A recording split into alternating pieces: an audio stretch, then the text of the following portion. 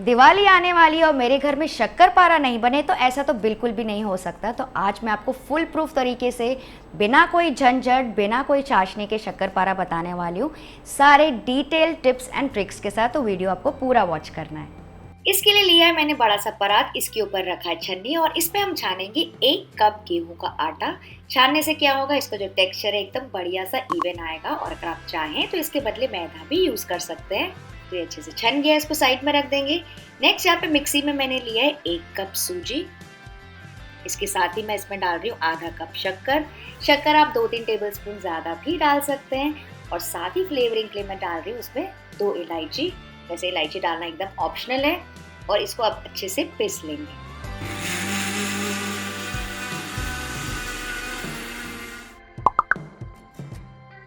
ये देखिए मैंने एकदम चिकना इसको पीस लिया है। आप देख सकते हैं इसका टेक्सचर एकदम ही स्मूथ हो गया है, बिल्कुल वैसे ही जैसे कि हमने मैदा यूज किया हो। इसी की वजह से मैंने इसको पीसा था।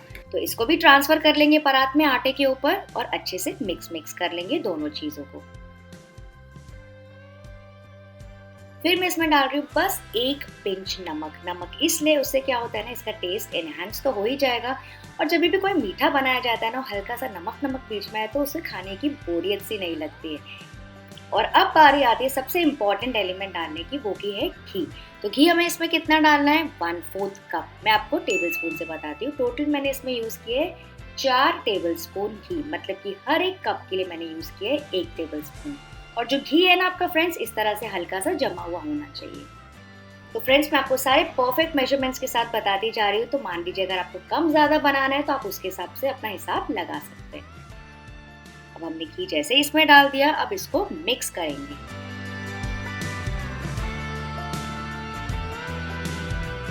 तो इसे मिक्स करते जाइए और इसको रब करते जाइए। इस तरह से हाथों के बीच से रब करते जाना है। इससे क्या होगा ना, मोयन पूरे आटे में एकदम बढ़िया तरीके से लग जाएगा। और फिर आपके जो शक्करपारे है ना, एकदम ही बढ़िया से मार्केट से भी बेहतर खस्ता बनेंगे। क्योंकि क्या होता है ना, जब हम रब करते हैं ना तो हमारे हाथों की गर्मी से जो घी है हल्का सा पिघलते जाएगा और आटे में बढ़िया तरीके से रस बस जाएगा और बढ़िया से लेयर्स निकलेंगे। तो ऐसे इसको बस 1.5 से 2 मिनट तक के करते जाइए। अच्छा फ्रेंड्स, यहाँ पे मैं आपको एक छोटा सा टिप बताती हूँ। आप घी के बदले ऑयल भी यूज कर सकते हैं, लेकिन ऑयल यूज करने से क्या होगा ना, आपके जो शक्करपारा है ना वो हल्के से क्रंची बनेंगे। और अगर आप घी यूज करेंगे तो वो थोड़ा सा खस्ता बनेंगे।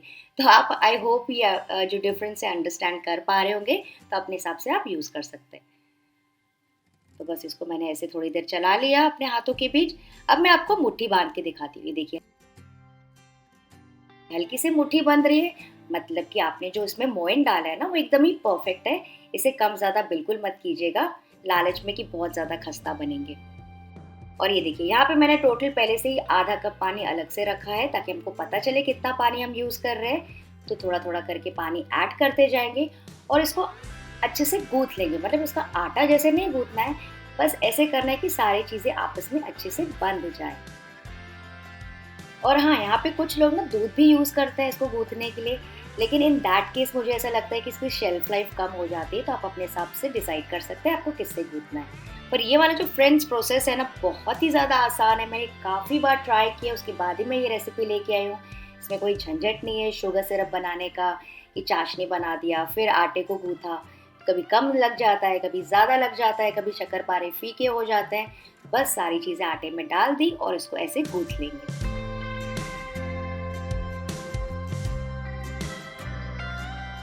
ये देखिए पूरा आटा एकदम अच्छे से एक तरफ इकट्ठा हो गया है, बंध गया है, एकदम चिकना बिल्कुल नहीं है। ये देखिए पूरा आटा मैंने अच्छे से इकट्ठा कर लिया है। मैं आपको इसको तोड़ के दिखाती हूँ। इसका टेक्सचर अंदर से एकदम फटा फटा सा लग रहा है, मतलब कि जो आटा है ना आपने एकदम परफेक्ट लगाया है। रोटी जैसा बिल्कुल चिकना नहीं होना चाहिए। तो इसको कवर करके रेस्ट करने के लिए रख देंगे करीबन आधे पौने घंटे के लिए।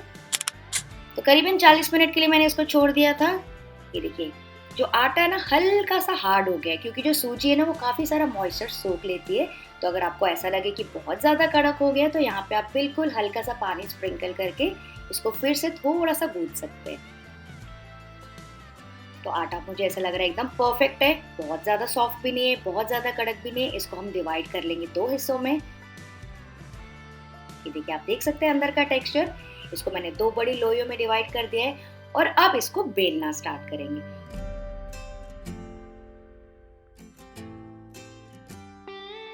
तो इसकी एकदम मोटी रोटी बना लीजिए। सूखा आटा हमें यहाँ पे नहीं यूज करना है, बस इसको ऐसे मोटा बेलते जाइए। अच्छा फ्रेंड्स, जैसे जैसे मैं बेल रही हूँ ना, आप देख सकते हैं हल्की से जो साइड्स है ना उसमें थोड़े से क्रैक्स आ रहे हैं, मतलब जो एकदम आटा है ना एकदम चिकना नहीं है, इवन नहीं है। इसी की वजह से जो आपकी शक्करपारा है ना बहुत ज़्यादा तेल नहीं पिएंगे। तो यहाँ पे मैंने इतना मोटा रखा है इसको।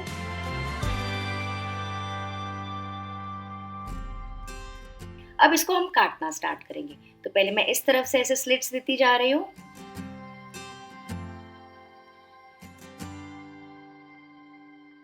और क्योंकि मैं स्क्वायर्स बना रही हूँ तो यहाँ से भी इस तरह से स्लिट्स देते जाएंगे। आपको जो भी शेप पसंद हो ना फ्रेंड्स, पतला, मोटा, ट्रायंगल या छोटे छोटे एकदम स्क्वायर्स, आप अपने हिसाब से बिल्कुल कर सकते हैं। बस ये ध्यान रखिएगा कि आप एकदम धारी वाला चाकू या फिर पिज्जा कटर यूज कीजिएगा।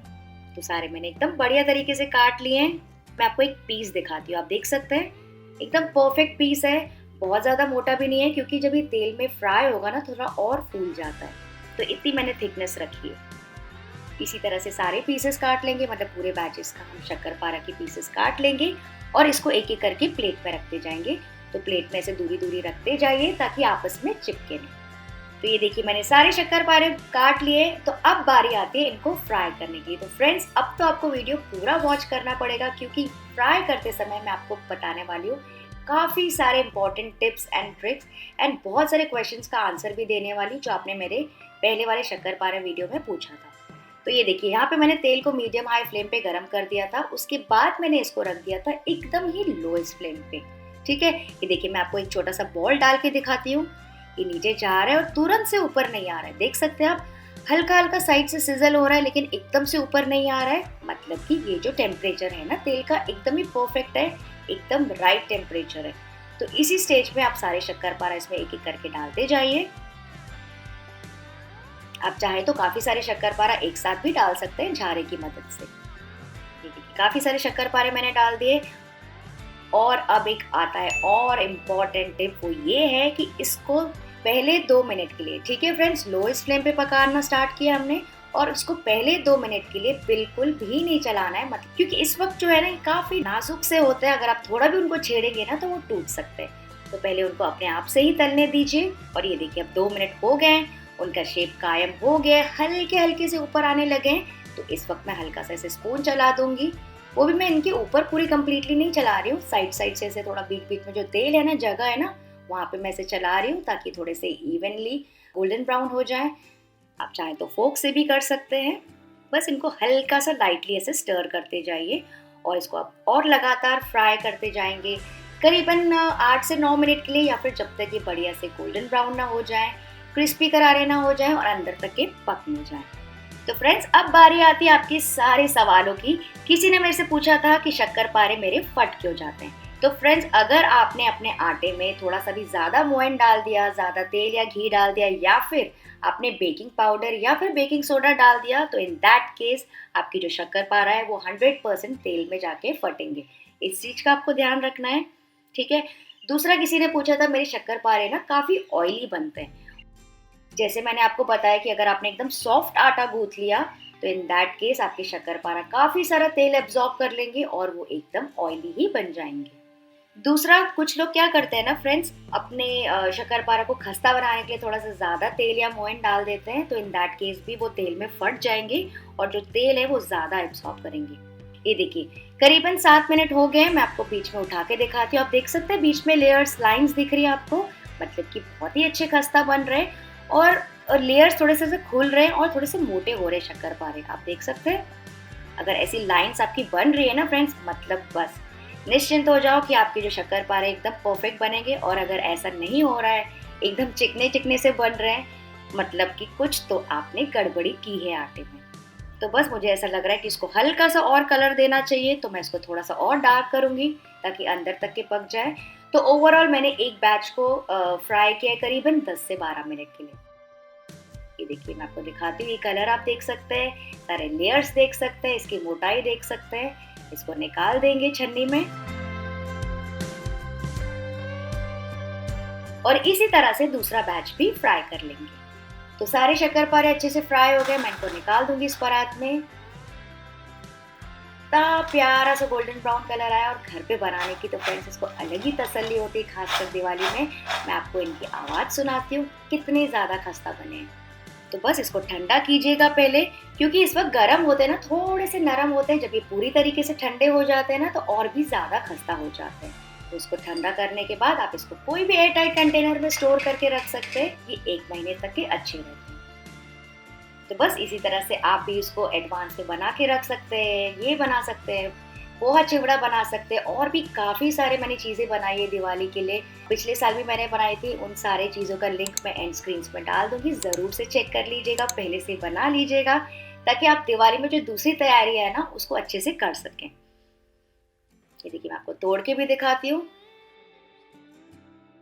परफेक्टली खस्ता। इसमें ना ये एक्चुअली अंदर से थोड़ी सी कसर बाकी है, क्योंकि ये अभी इस वक्त भी गर्म है। जब ये ठंडा हो जाएगा तो बढ़िया तरीके से सेट हो जाएगा। तो फ्रेंड्स, अगर आपको आज की मेरी कोशिश अच्छी लगी होगी तो मुझे मोटिवेट करने के लिए प्लीज़ इस वीडियो को लाइक, शेयर और सब्सक्राइब ज़रूर कीजिएगा। Happy Diwali in advance. Bye bye.